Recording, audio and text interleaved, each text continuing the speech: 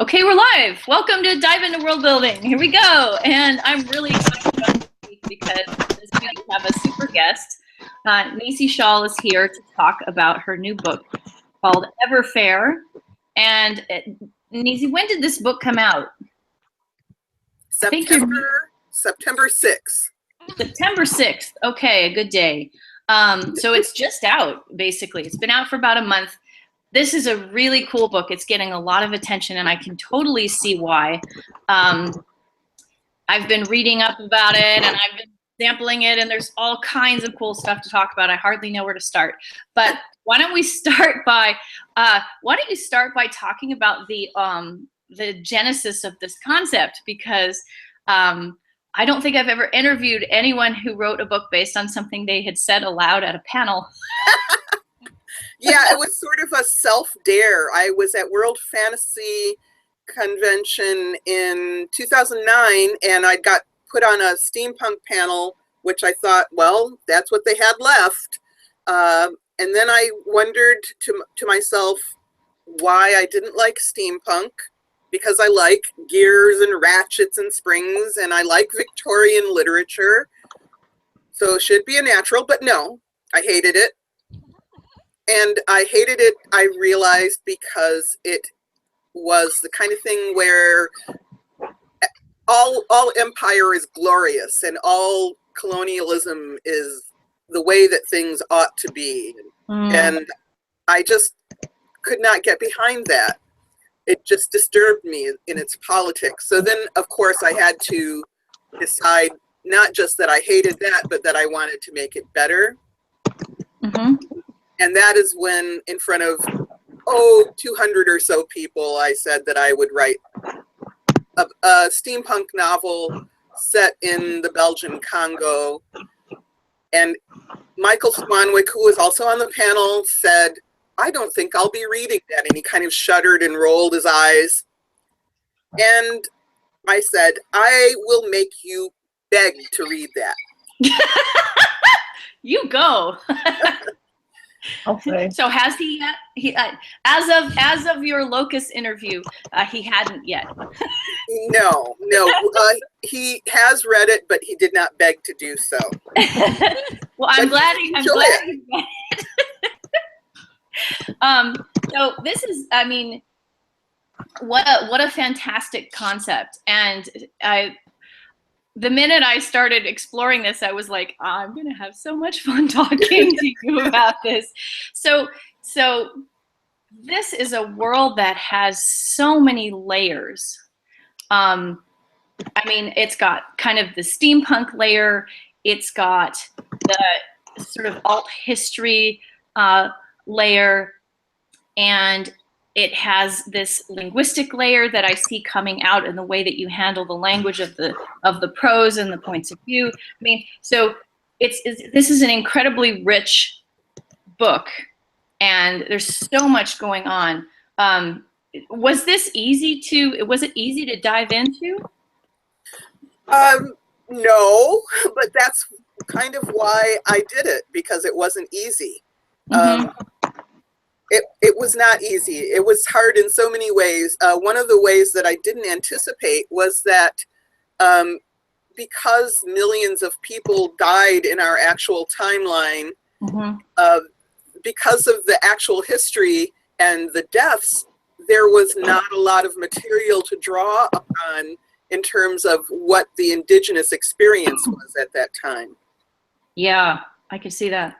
So there was that. I sort of knew that I would need to get things scientifically rigorous in some ways, because I don't like the kind of steampunk where everything is just kind of, here come some zombies or something. Sure. I want to actually know why the dirigibles go through the air, how they float, how much of a load they can carry, what their propulsion system is. So I expected that hardship. Yeah. So are you coming out of, I mean, It sounds like you have a very scientifically based motivation. Is that something that characterizes all of your work, or just some of it? Well, I actually think that there's a discussion to be had about what is science. Mm-hmm. Science is, as far as I'm concerned, sometimes people talk about it as a body of knowledge and a bunch of rules, but as far as I can tell, it's an approach to the world that I'd agree. you think of how something might work, and then you test and see if that's the correct way of looking at it. Right. So a lot of the stuff that I write would be classified as fantasy or horror because it doesn't conform to the current ideas of what is scientific. Right. But to me, there's not so much a division there, because I've been actually criticized for having quote unquote magic in my steampunk novel. There's someone who can project their consciousness into cats. There are encounters still as gravity. Don't actually including something that pays attention to how gravity happens and then to how mystical possession takes place. Right. I'm reminded, just briefly, I'm reminded of the Memoirs of Lady Trent. I wrote that, which reminds me of taking the science into a not usually science fictional setting, and how you can tell some really interesting stories with that. Yeah. So I had. It sounds like a very different angle on it. I have actually read the first book of the Memoirs of Lady Trent, and she was just basically taking a scientific attitude, like you say, towards something that is usually seen as outside of science. Yeah. It sounds like you've got a very different angle, but I feel like there's some similar something there. That's an interesting thought. I also would compare it to vampires. I don't know if you've ever read Octavia Butler's vampire novel, Fledgling, but as far as I'm concerned, there are two kinds of vampires. There are the supernatural vampires that, you know, they just, they exist and they can fly around and turn into bats and stuff. And then there are the top predator kinds of vampires, like Octavia Butler wrote and Peter Watts wrote. And they're rooted in biology rather than in religion. Yeah. So I tried to have both. Yeah. No, I mean, I think there's a lot of room for that. I mean, this is speculative, and there's a lot of room for boundary pushing. So I mean, I think it makes sense. Plus, it fits with a lot of what I think about science myself, which is that it's sort of a worldview and a way of approaching the way that you ask questions and the way that you attempt to answer questions, and that makes a certain degree of sense. I mean, after all, there's this question of, you know, the things that we don't understand may seem magical to us anyway. So that's not a problem. Okay, so let me ask you a little bit about your research process for this. Were you working primarily on the internet, or were you working with local? I don't know. How did you get sort of hooked into all of the research for this? 'Cause it seems very extensive. Thank you. It could have probably been more extensive, right? I could have taken twice as long. What I generally did was I combined a bit of internet and a bit of print. So there were some other things at play there, but basically I would get information from the internet that would point me to doing deeper dives into a book or a musician or something like that. Music was actually a big part of it, and food, making recipes that were based on things that I found on the internet. So the internet would be like sort of my scout, and then I would follow a local guide, more or less, in a book, in a CD, that kind of thing. I like that metaphor. Wow, that sounds really cool. Yeah, I like that metaphor a lot too.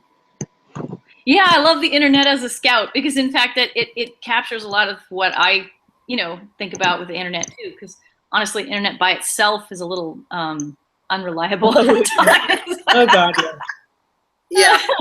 But it does make a really excellent scout because you can cover a lot of ground really quickly. That's really cool. Okay, so I'm going to ask you about the music and the food.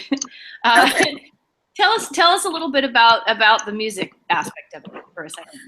So usually when I write, I play music in the background. It disguises other noises that are going on. If the guy next door is out on his balcony yelling about the Seahawks or something. Yeah. And then also it sort of gives me a continuity with the last time I was writing about whatever subject I'm on. So in this case, I had a little bit of, I had a few leads, but then basically what I did was set up a Pandora station. Hello, Pandora. I would give them, some guidelines. I really want some music by Ture Majibata, and then they would, of course, add and refer to other musicians, other groups, and then I would be able to explore them. I found so much Papa Wembe I knew about, but I knew more about Ghanaian and Nigerian musicians, but with the help of Pandora and their references, I actually got further into Kenya and Central Africa, and all the way up to people who were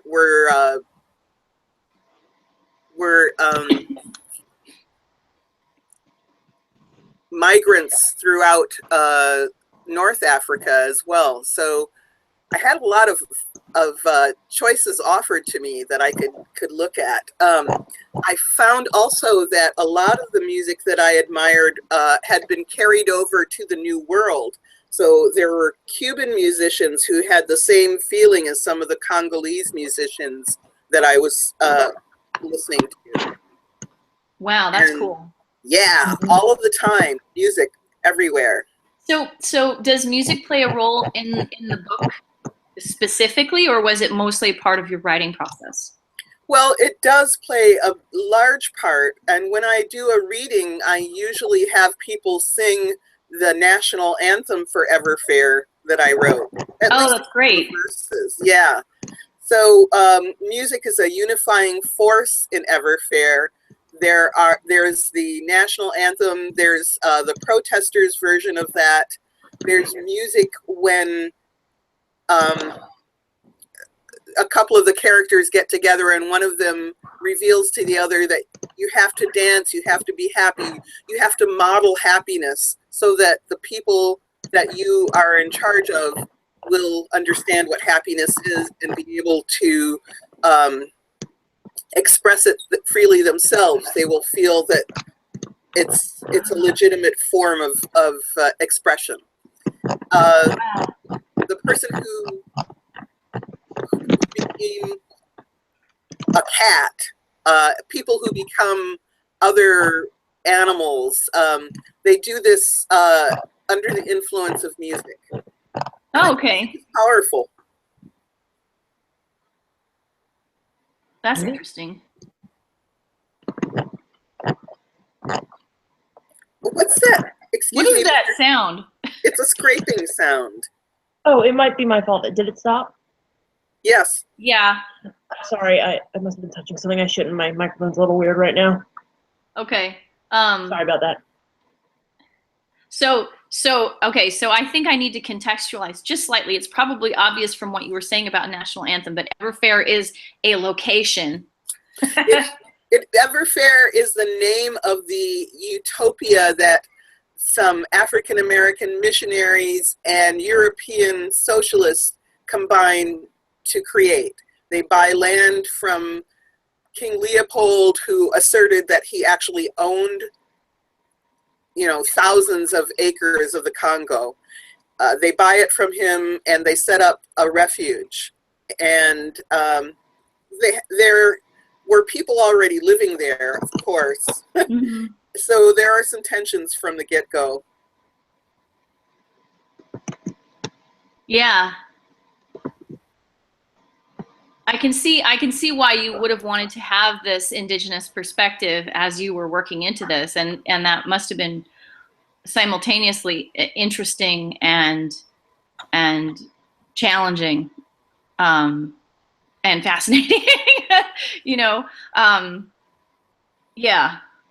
I'm gonna write down what I was thinking just a second ago.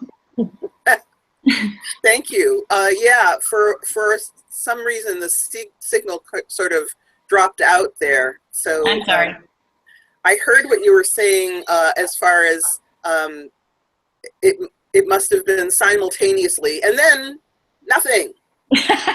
Okay, no, I'm just thinking that I'm glad to see that you're taking a look at several different sets of motivations in the management of this land. Yeah. And I remember that I was reading in the article that you had in Locus that it was very difficult to find research materials on the indigenous people. You've also mentioned that a few minutes ago. But yeah, so yeah, I don't know. I just so much. There's so much. I mean, how did you grapple with the magnitude of it? Oh gosh, there was a lot of magnitude, but I just decided that I was the person that was going to be able to handle it. And I'm sure you were, because it's amazing. But at the same time, I would really like to have other people who are closer to the situation, other people who were descendants of survivors of that time, perhaps write their version of it. Mm-hmm. I'm sure there are things I got wrong. Yeah. I'm quite sure of that. And I would like to know other people's take on it. But at the time, I was just plowing forward and saying, well, somebody's got to do this, and I'm going to do it. Yeah. Awesome. So, and then one of the things that I think you're using as a tool to grapple with the complexity is the multiple points of view. Yes. I have also had some negative feedback about having too many. This book has 11 viewpoint characters. 11. Wow. That's a lot. I think the most I've ever had previously to that was 2. And there's a question in the chat about how consciously did I layer the narrative. Is that a reference to the multiple viewpoints as well? Yes. I think so. Yeah. And, the politics and the themes. I mean, it's like, it sounds so deep, and I've never managed to, I guess, be that deep. Well, I'll back up and first deal with the viewpoints, and then I'll talk about that aspect, because that's a good area to look at. The viewpoints there were certain people that I was just in love with, and I'd wanted to write a novel with analogs of Colette and E. Nesbit for a long time. And Colette is represented in my novel by Lisette Toutonnier, and Daisy Albin is my Edith Nesbit analog. I'd wanted to include H.G. Wells, George Bernard Shaw, J.M. Barrie, all these people. So I wanted to include them, but I also wanted to include several other viewpoints, viewpoints of what was going on, because what you see depends on who you are when you look at it. So I think the last person that I added was Tink, who's also, his real name is Ho Lin Huang, but everyone calls him Tink. And that addition came about because I found out that King Leopold had imported a bunch of Chinese railroad builders Wow. to the Congo to build a railroad between the coast and the navigable stretches of the Congo River. And of course he didn't treat them well. Of course they had a hideously horrible time. And eventually they looked around at each other and they said, you know what, this is some bullshit. Understandably. Which way is east? Okay, that way? Okay, let's head out for China, which of course they never made it to China, but they did have a heritage, a legacy that they left to lots of groups of people in that area. So there's a strong Chinese influence in certain areas of the Congo. And I thought, okay, that's a story. That's got to be in there. Oh, yeah. So then I created, I had to create Tink to embody that viewpoint. That's really, really cool. It really is. Yeah, and I didn't have any historical personage to pin him to, but I did as much research as I could on what life was like for people who were involved in that sort of project.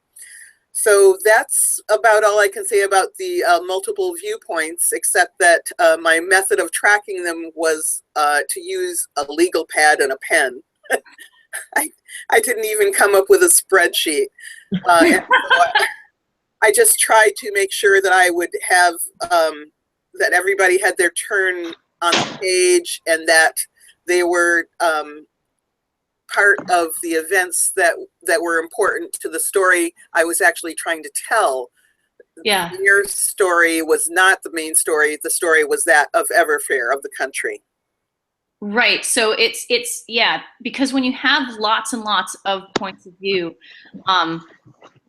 there isn't any individual who can sort of sustain the backbone of the plot, but the backbone of the plot has to be somewhere else. And it sounds like that you have this series of historical events, and that Everfair, the utopian experiment country, is the core that brings everything together. Yeah. So then about the layers of stuff, I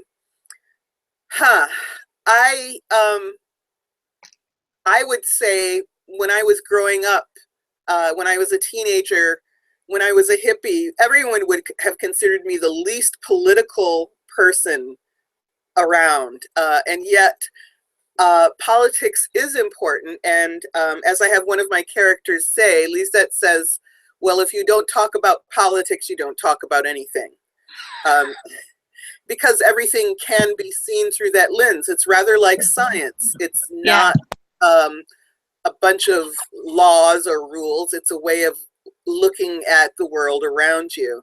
And certain of my characters see things more politically than others. Certain characters see things very sensually, very viscerally.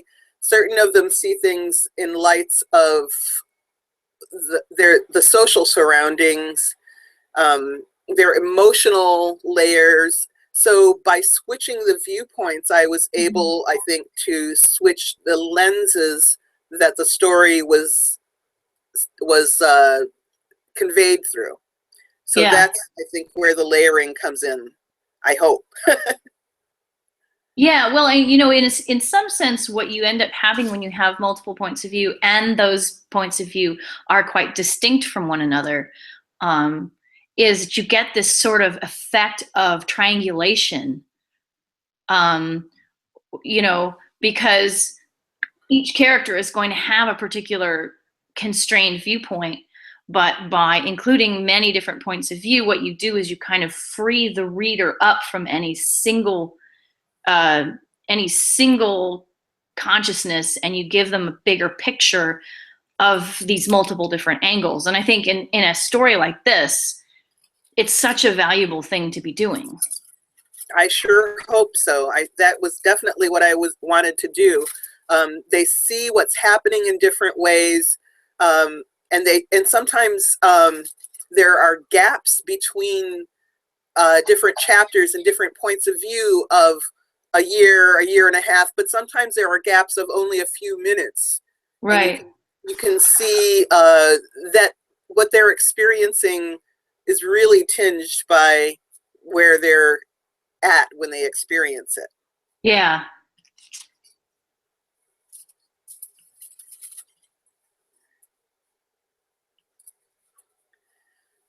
I am definitely going to be reading the rest of this book.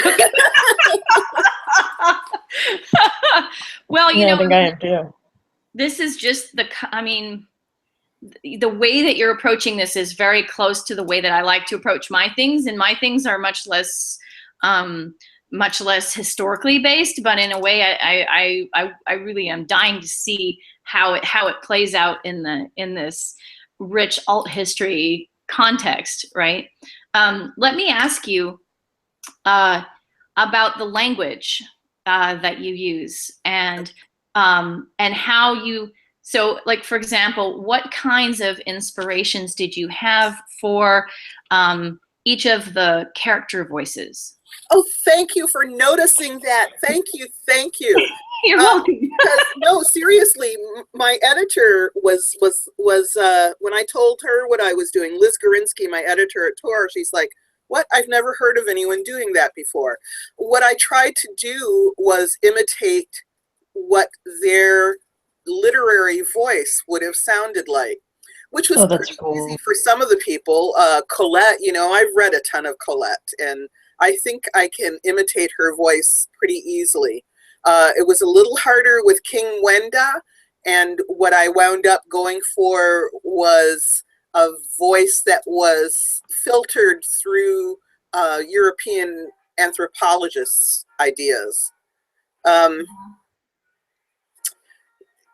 Yeah, and for Tink as well, you know, European anthropologists' transcriptions of Chinese railway workers' voices. So yeah, and then there were the people who were sort of mashups of more than one character.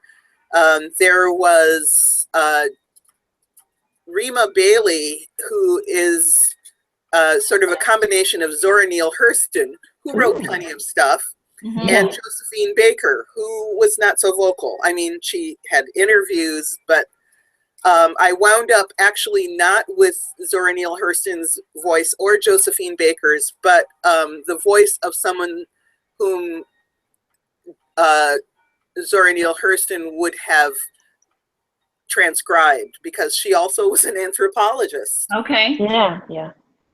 I knew that. Yeah. Excuse me just a second. My alarm has gone off and I've got to turn my... Sure. Hurston's interesting. We read her in my high school senior year, I think. I really enjoyed that. Yeah. She's a really important voice. Oh God, yeah. Okay. And she's back. Yay! Well, so this is, yeah. Anyway, so I'm over here totally geeking out on you, Nisi. I mean, my background is in linguistics and anthropology, and so I'm like, every time you like everything you're saying is like making me go, yay! This is really super cool, and I'm just thinking about the complexity of what it would be like to constitute, you know, to sort of assemble the voice for each of 11 different people. Yeah. And, you know, did you have, I mean, okay, so what this brings to my mind is the way that when you're writing something, you don't tend to sort of have a lot of editorial control over it, that the points of view kind of tend to sort of animate themselves on a certain level. Yes. Was that voice part of it really easy to sort of dig into, or was it something that you had to sort of write and then go back and editorialize then later?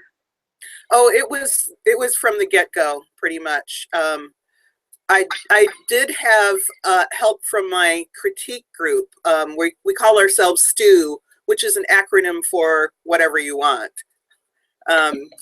So I would bring a part to them and they'd say, well, this doesn't quite sound right. This sounds a little anachronistic. And Okay. I would either have to see that it wasn't actually an anachronism, but it had that effect on someone. Or that it was an anachronism and why was it there, that kind of thing. Yeah. And you know, well, why isn't this person focusing more on this sword? You know, swords are very important. Swords are fancy. Yeah, well, I mean, what is important to a person is going to depend on their perspective and their background, etc. But I think it's actually interesting that you bring up the question of anachronism, because I've seen this question brought up in a number of different contexts, and one of the people that I know struggles with it, and I don't mean she has a hard time with it. So I'm going to clarify that in a second. Is Mary Robinette Kowal, and one of the things she talks about is how there are things that did exist in the time period that nonetheless modern readers will not accept as having existed in that time period.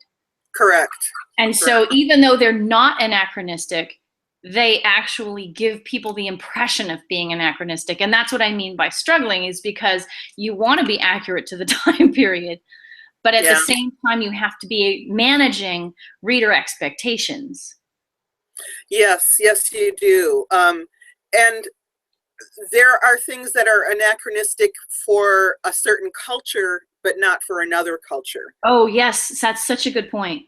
So I have to show how the cultures interact. I have to be convincing in that.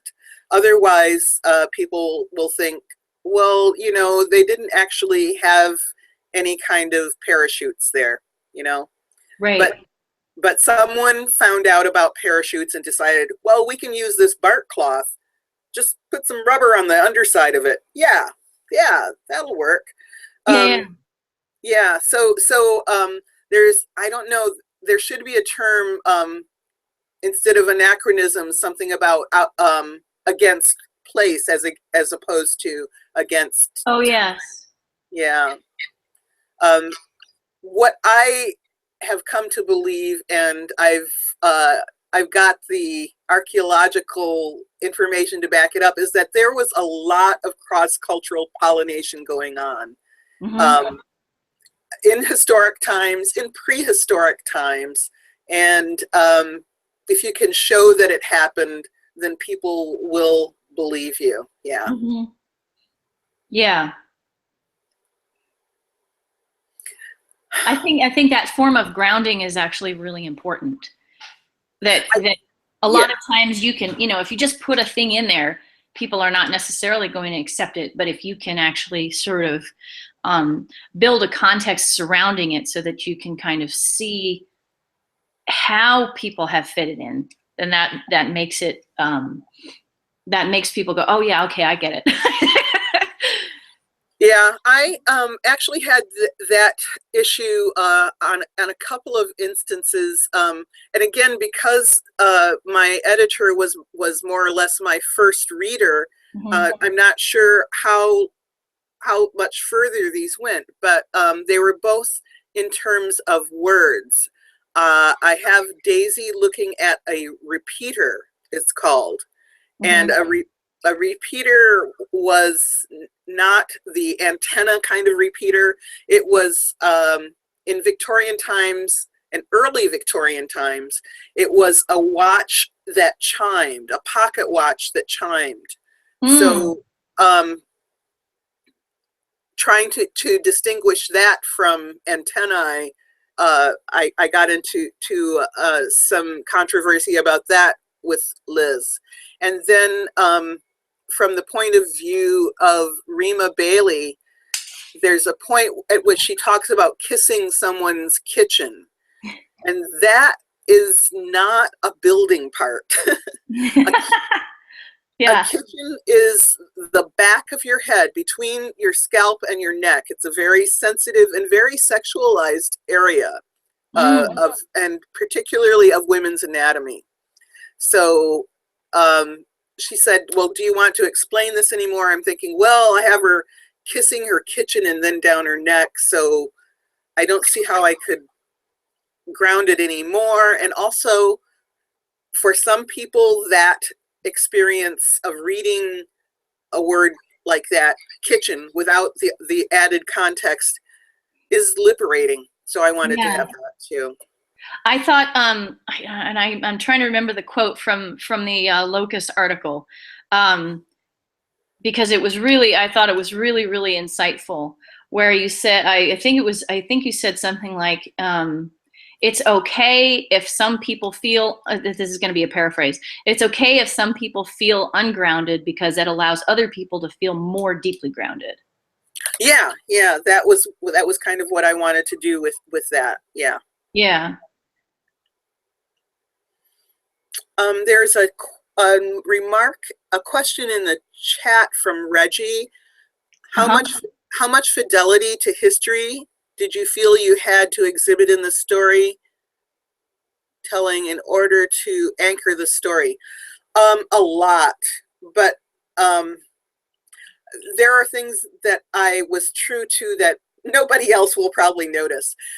There's a point in the battle with Germany, with France, where the bees attack the bad guys. And this happened several times, actually, in World War I, in the battles in Africa, that hives of bees came out of the swamp and attacked invaders. So that really happened. Wow. There was a commander,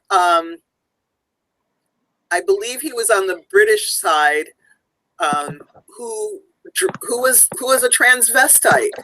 He wore women's clothing to battle. He had specially made uniforms with skirts. He was a commanding officer, not a general, but a high-ranking officer, and he dressed like a woman. And I have one of my characters do that because it happened. Right. When you're high ranking, I guess you can get away with that in that historical period or something. I don't know. Well, you know what the thing about actions like that is that they have a particular personal and cultural meaning within the time period that is not the same as what they would have now. So it's not as though that would necessarily be more acceptable in the way that we would conceptualize it, but it wouldn't mean the same thing to it within the time period that it would mean if we saw it. Correct. Yes, and it meant different things to the British under his command and the indigenous people. The indigenous people actually revered him because he was bucking gender norms. Sorry, which one? You're bad. It was his people who revered him? No, it was the indigenous people. This was a white man who did this. I just couldn't hear. I didn't hear you for a split second, so it's like, let's make sure I know which one it was. Yes. And with the Europeans, with the Brits, it was more like, okay, you're eccentric. Right. So each group had their own explanation for it, which would be different in our time. Yeah, Definitely. definitely. Yeah, right. But I'm trying to wrap my head. I'm guessing that at that time, queer, explanations were so off the radar that they just saw it as eccentric without associating it with behavior that they did not like. Right. Right. I mean, it was kind of dicey, but it was just him being weird. Okay. Well, I mean, if you read literature from that time, you encounter quite a lot of eccentricity, right? Yeah.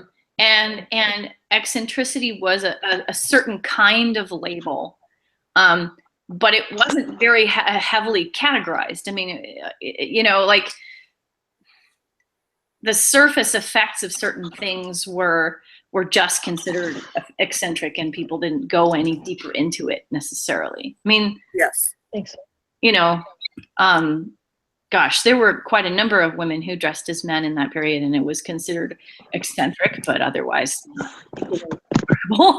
right? So that's really, really interesting. Cool. I had a thought and then I lost it. Oh no, I'm sorry. No, it happens. It happens. The thing is I have so many thoughts so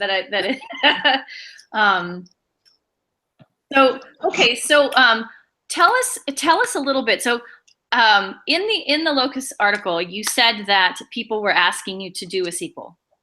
Yes. So what are your thoughts on that? Are you going to be doing one?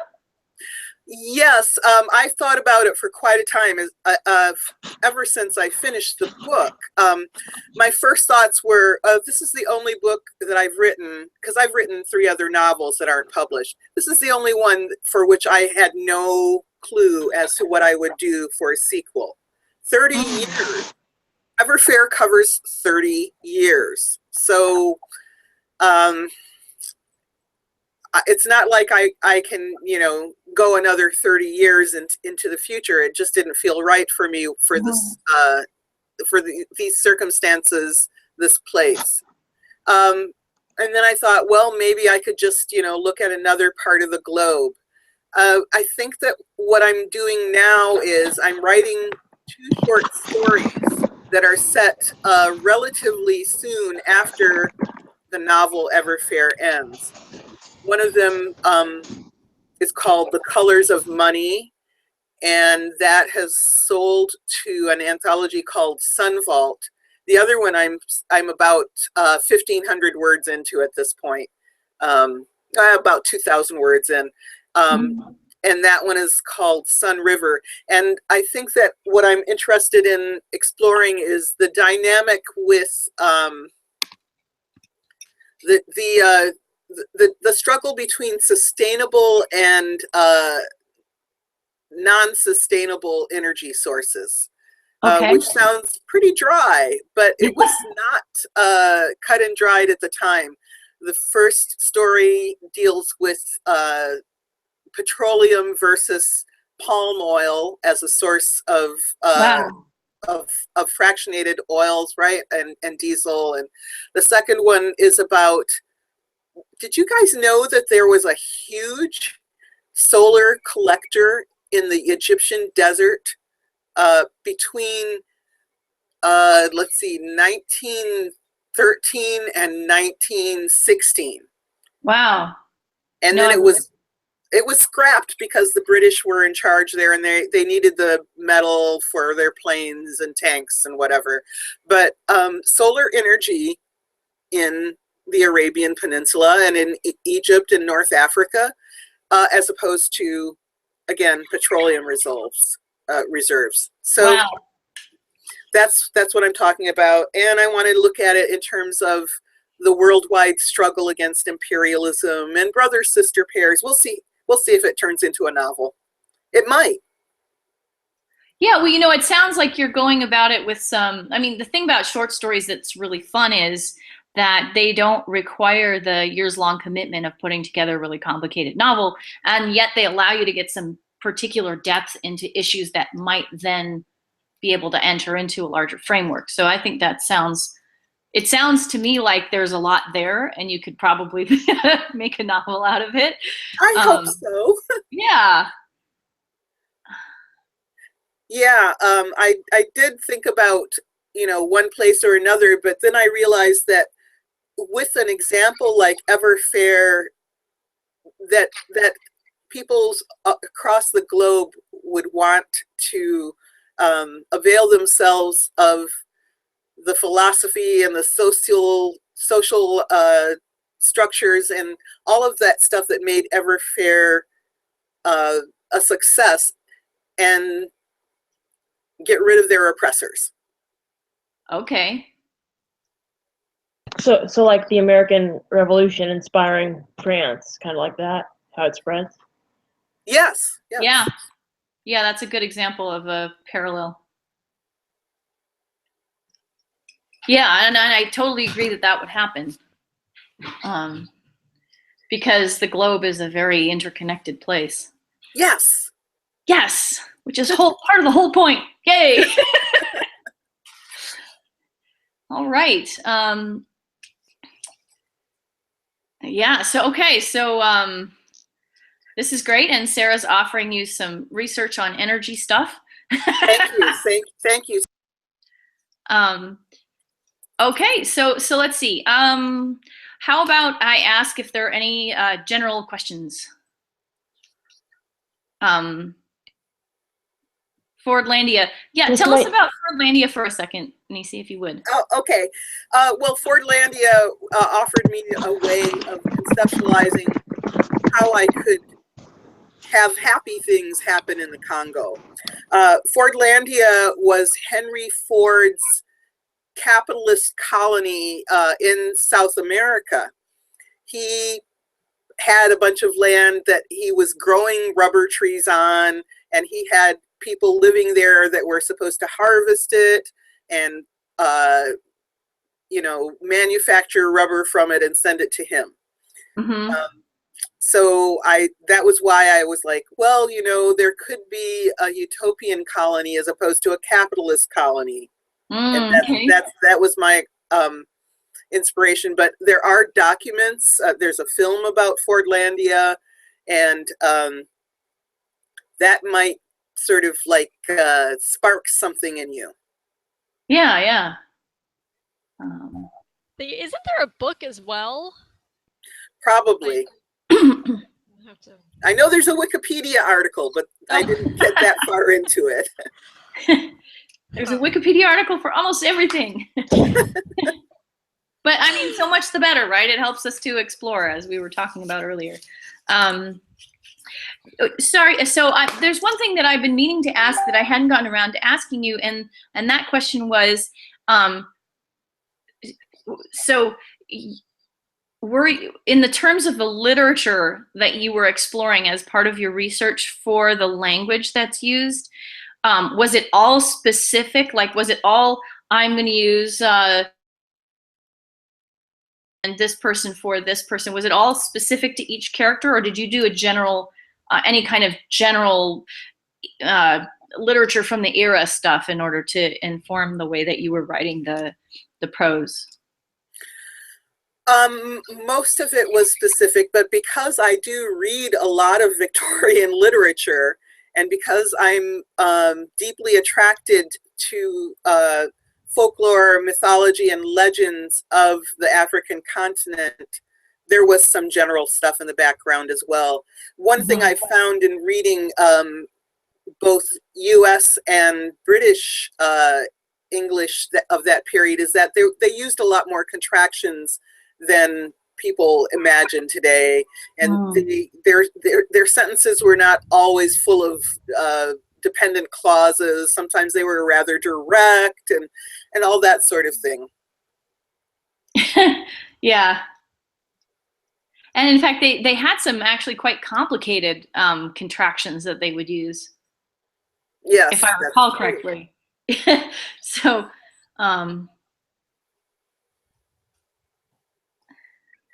yeah, okay, that's very cool. Yes, where are you right now? I am at B. Brown and Associates. This is not my library. This is a bookstore. But I probably do have this many books at home. Now I'm jealous again. Yeah, all of these books behind me. B. Brown and Associates. I work here usually 1 day a week. They sell primarily science fiction and fantasy, primarily hardcovers, used stuff, everything from $15 C.J. Cherry reprints to Wow. $20,000 First of Dracula by Bram Stoker. Jesus. Yeah, so I was gonna say, like, oh my god, I envy your home so much. We all want to move to your bookstore now. yeah. Well, I can tell you that I probably have this many books at home. Hey, you know what? We're running quite close to 11 o'clock, but before we go, I do want to make sure that I've mentioned that your book that you wrote with Cynthia Ward called Writing the Other. Oh, yes, Ooh. yes. Because this is a book that everybody should have read. And Well, and not just read it, but used, because there are exercises in there. yeah, absolutely. So, I mean, I highly recommend it. Go find it. It's called Writing the Other, and it's going on the Amazon wish list just from the title. It was very useful to me in writing this book, because there's really no one whose demographics match mine exactly. The closest is Lisette, but even she was raised as white, even though she's not white. You know, these people, you know, their sexuality, their ages were all different than mine. And Writing the Other, the techniques that I use for writing this book are the same ones that I try and share in Writing the Other. I will also say that the weekend of, let's see, November 6th, I believe it is, Tempest Bradford and I are teaching an online version of this. yes, and I'm glad you mentioned it, because it's everybody should check this out.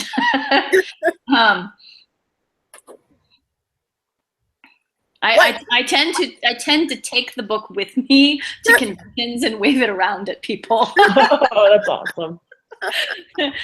Here, you have to read this. It's really cool. Anyway, so here we are, and it's 1 minute to 11. So we're gonna wrap up.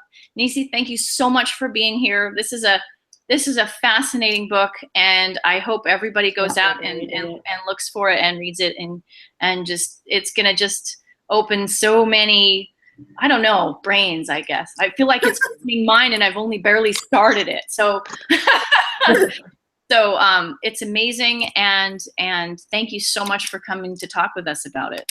Oh, thank you so much for inviting me. This has been fun. I'm glad to be part of this. Thank you. All right, so what I'm going to do is I'm going to stop the broadcast, but then we'll be able to chat a little bit afterwards if we get the chance. I do want to mention that I have another guest coming on November the 9th, and I believe it's Marshall Ryan Maresca. I need to, here, let me check that just briefly so that I can make sure that I'm not making things up. Because making things up would be bad. Well, writers do that. And then you're going to be like, wait, but you told me. So I'm just I'm taking a quick peek at my scheduling file. Yes, it's Marshall Ryan Maresca will be here on November 9th at 10 a.m. Pacific to talk about his book called An Import of Intrigue. So feel free to join us if you'd like. Thank you again, Nisi Shawl, and I'm stopping the broadcast.